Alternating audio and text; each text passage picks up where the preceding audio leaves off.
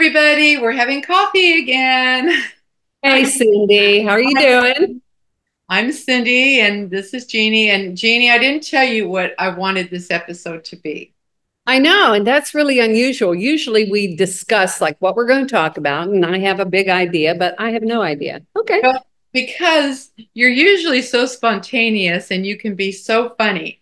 And so I really wanted to save all of this dialogue to see what comes up with you. Okay. Okay. So as you know, I wrote Pearl, and it's a Hmm. novel that happens in the 1920s. It's a historical novel about women. And in writing Pearl, I discovered all kinds of things that women could not do before 1920. So one of them was no smoking. Oh no, no smoking. And you had to be chaperoned. They had corsets that were like this, and their little boobies would pop up. So everybody was popping up boobies and tightening up their corsets, all of that. And my theory on that is because, oh, it's more attractive to the male species because Sure. Yeah. if the boobies pop up, ah, she can feed the baby. Little waist, ah, there is no baby. Big hips, ah, she can push up the baby. Very attractive to a man who has the instinct to procreate, the male species. Exactly. So I had learned all these different things. They couldn't drink, they couldn't. Well, one of the things that they couldn't do, Jeannie, until the 1920s was wear pants. Women were not allowed to wear pants. So I got to That's think why they rode side saddle and stuff on the horses. 'Cause exactly. they They were not allowed to wear pants. And because of hygiene, that's probably why it was dresses and skirts, because of our hygiene is different than men. And I'll just put it that way, right? So they couldn't wear pants. And I was thinking, oh, big, what a big conquest.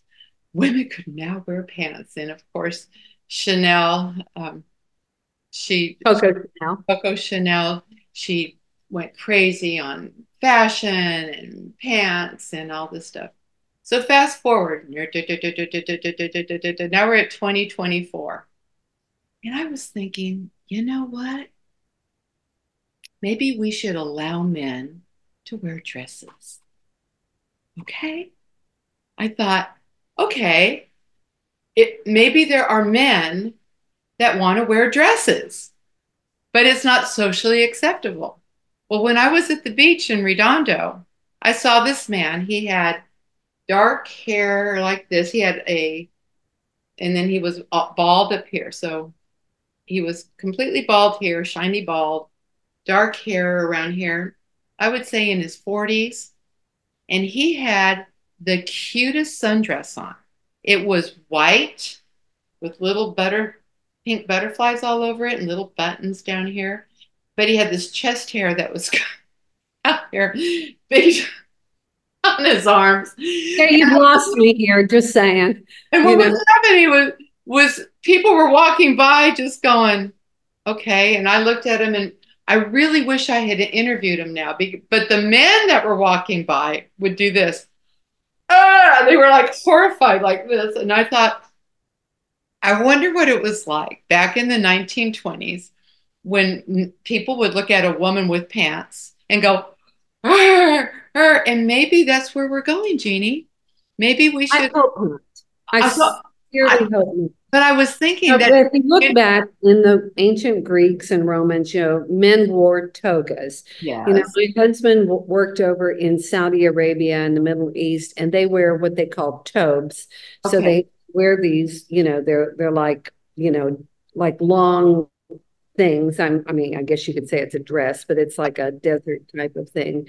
right, Men in Scotland, they wear kilts, the which kilt. is like a skirt. I was at a banquet one time that we were being I used to own a travel agency, and they had brought a whole bunch of us who were like high dollar producers over, and we were in Cutler's Hall, at Thanksgiving time. And, when you think about Thanksgiving, this was like getting away from Britain, but it was very nice. And they set up this whole dinner and stuff. And this man was sitting beside me and he was in full kilt regalia.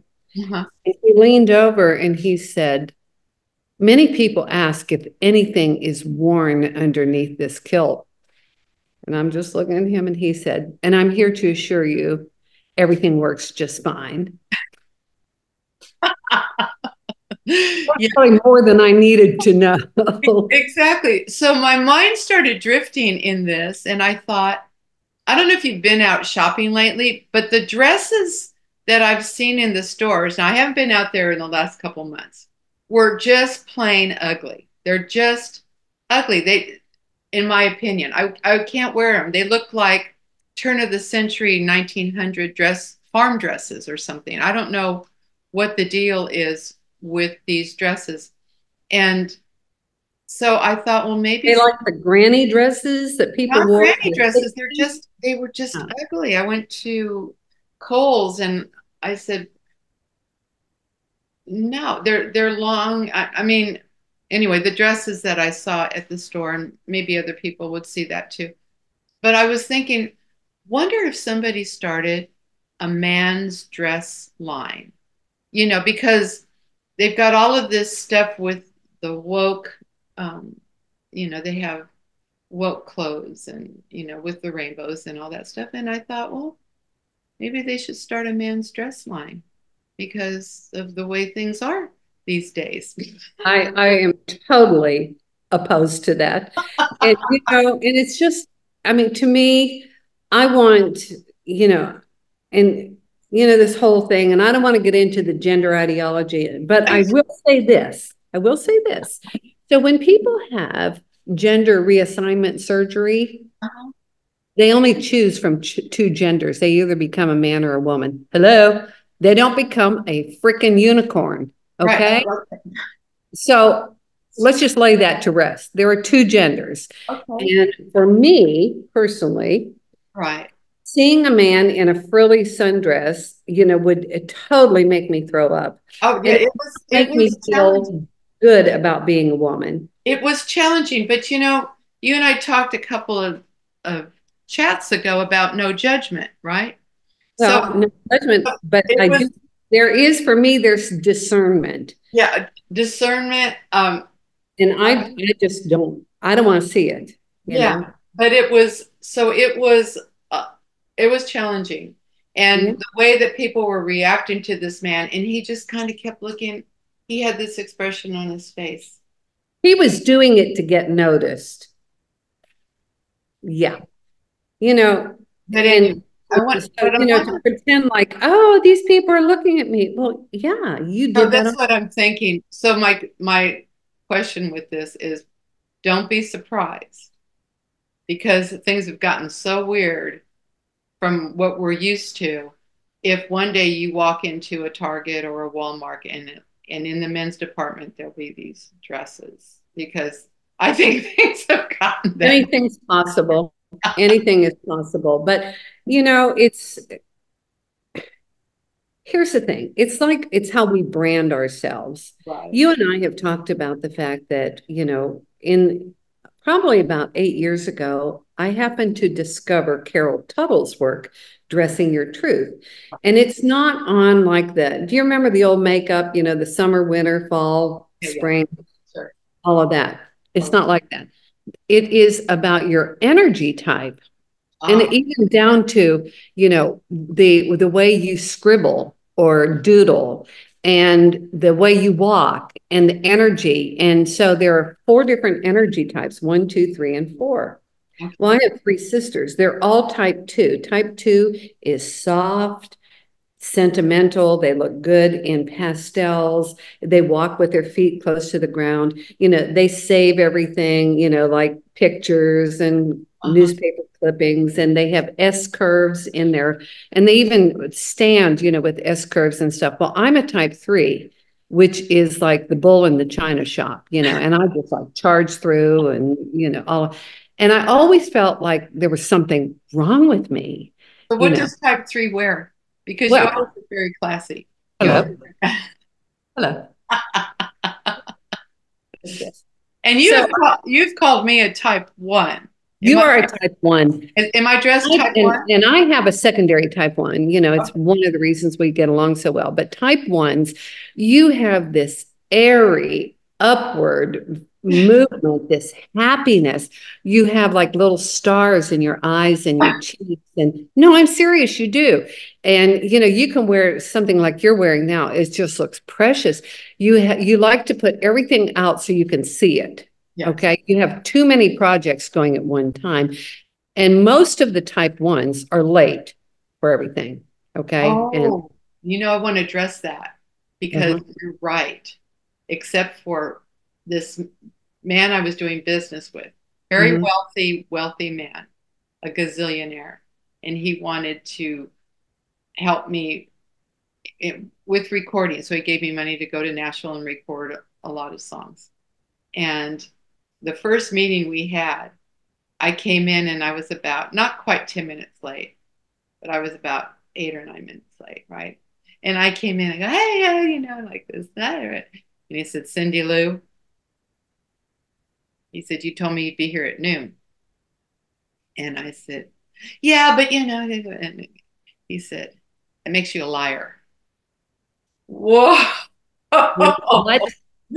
Whoa. So the next time we met, I was 10 minutes early and he had been sitting there Mhm. because he always went early to every meeting, right? Me, me. And exactly. And then I know because when we do coffee chats, you say, you're here at 10 I'm minutes, logged in, and where are 10 you? minutes early, always. And so he told me, so then I started making, okay, 15 minutes early and he'd be sitting there. 20 minutes early and he'd be sitting there. Okay. So I started going half hour early and I would beat him and I would get really excited, right? And I'd find something to do and I'd go, I beat you, I beat you, I beat you. So this one particular time we were going to meet at, I think, one of the roadhouses, and it was 5 minutes to noon and he wasn't there. And I started panicking. My heart was racing. I broke out in like this kind of a glossy worry, some sweat. I thought, oh my God, he's been in an accident, and da da da da da. So that was before cell phones. And so I ran to the telephone and I called up his office and I talked to his secretary and I said, have you heard from Bob? Do you know where he is? I haven't seen, he's not here. And she said, well, Cindy, what time was he supposed to meet you? And I said, noon. And she said, Cindy, it's 3 minutes to noon. And He'll be there, right? That's I said, but you don't understand. And right then I saw him walking. right. But that's a type one. And you know, you all are so much fun, and you just, I mean, you know, you're just happy all the time. And I've told this story. I had Right. a who worked for me, just, you know, as cute as a bug and good with the people and stuff, but always late. And, you know, we would have been there, you know, prepping and doing the stuff back in the kitchen and getting all the tables set up and stuff like that. And she'd come in, hi, everyone. And I was like, you're Yeah. 10 minutes late. I know, but you know, I was trying to get ready. Yeah. Yeah. So like the third time that that happened, I pulled her aside and I said, I just want to tell you something. I love you. You do a good job, but we're here. It is disrespectful to not be here on time. And if you do it one more time, you're fired. And she couldn't believe it, but she knew I didn't bullshit, you Yeah. know, And and exactly. And saved her life because after we closed down, she got another job. She had to be there at 6 o'clock in the morning and had to clock in.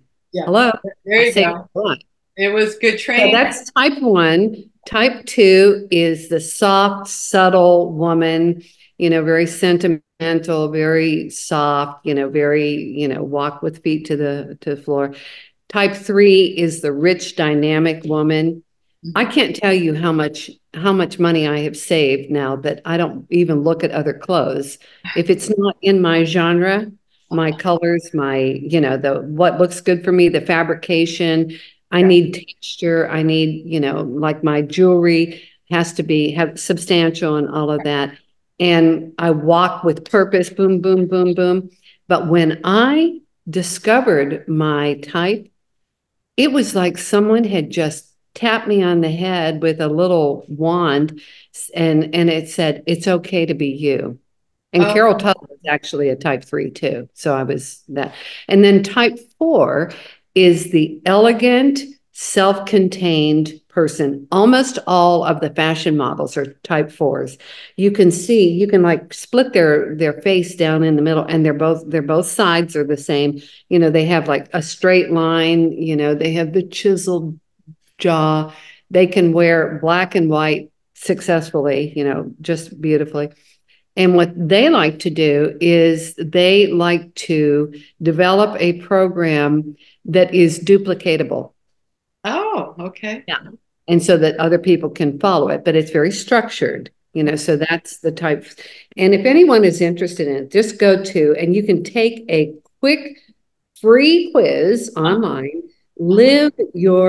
liveyourtruth.com Oh, nice. slash quiz, but it'll come up and you can find out what your type is. And Uh-huh. there are books and stuff, but it has totally saved my life. I used to look at like the Carol Lombard thing, talking about like the beautiful, like the white pants with the high waists and the long scarves and stuff. Well, that's type 4.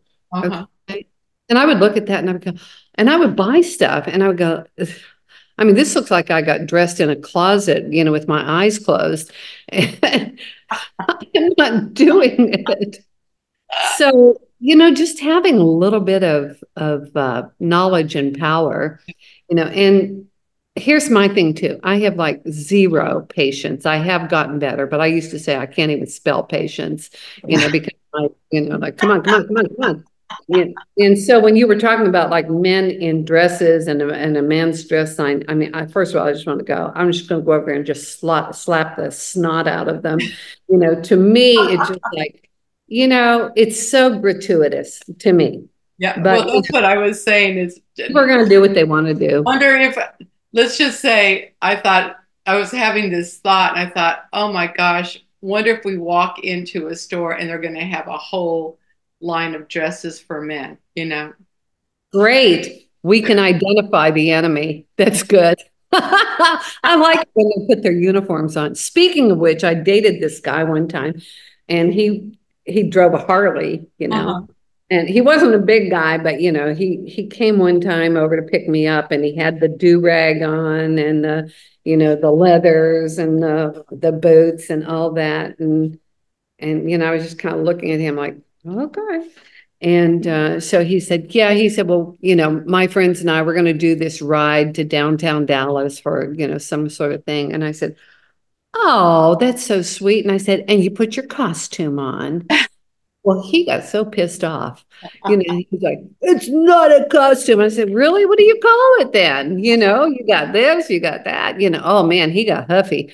I don't know why that relationship didn't last. Do you?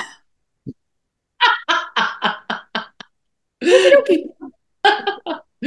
Oh shoot. Well, human beings, we just gotta love them or laugh. You gotta laugh. You gotta learn how to laugh, right? That's it. Well, spoken by a type 1. My friend, what a fun talk today.